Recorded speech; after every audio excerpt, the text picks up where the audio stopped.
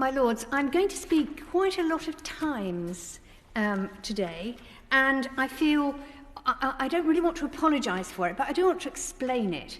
And that is that I've been interested in this particular area of policing for more than a decade, ever since I found out that the Metropolitan Police were actually spying on me and actually tracking my movements and reporting back on what I was doing. Now, at the time, I was a councillor in Southwark, elected.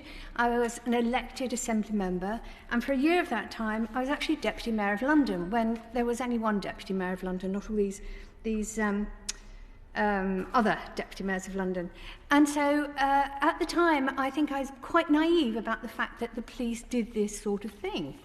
And when I got into it, of course, it's obvious that they do quite a lot of it.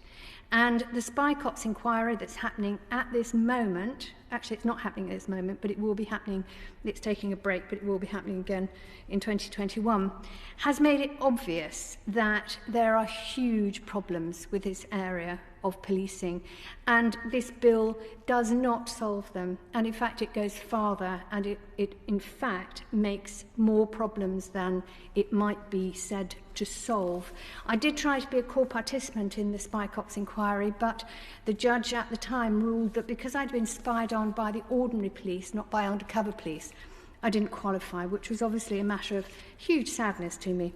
I want to congratulate the Noble Lord Paddock and the Noble Baroness Lady Hamwee for actually bringing all these amendments, because, of course, they are, I would say, quite necessary.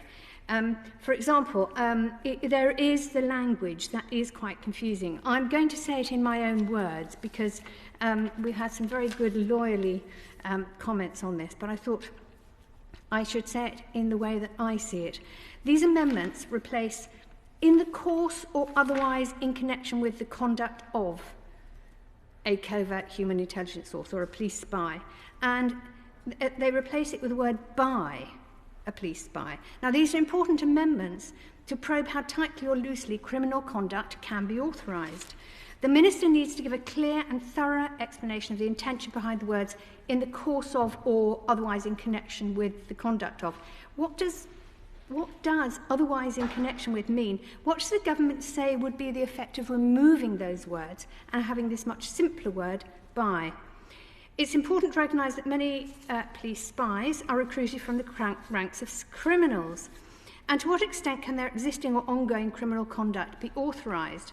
Now, I know the Noble Lady or the Noble Lord the Minister are going to explain that it's only future conduct, but at the same time, of course, when they're doing future conduct, they will also be doing the past conduct continually.